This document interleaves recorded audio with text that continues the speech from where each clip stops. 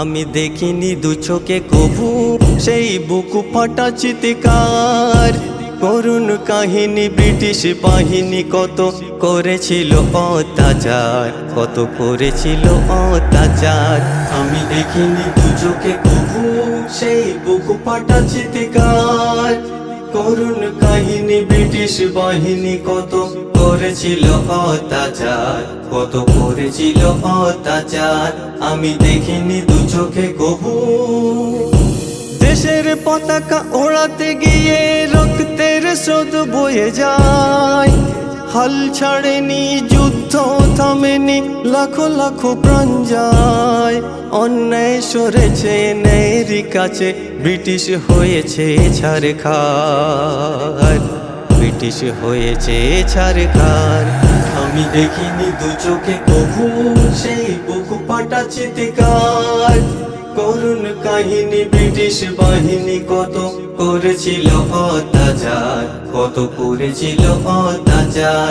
আমি দেখিনি দু চোখে কভু। 200 বছর যুদ্ধের পরে ভারত হয়েছে স্বাধীন।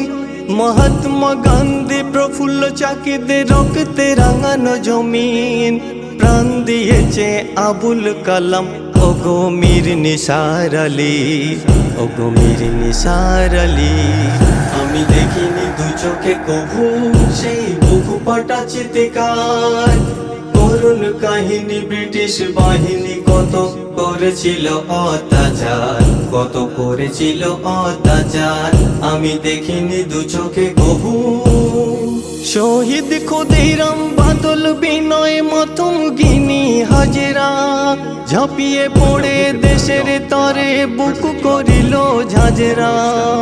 সেই দেশকে কলঙ্ক আজ কেন করছো আবার, কেন করছো আবার।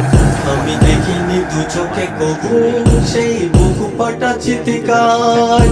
করুণ কাহিনী ব্রিটিশ বাহিনী কত করেছিল অত্যাচার, কত করেছিল অত্যাচার। আমি দেখিনি দু চোখে কভু।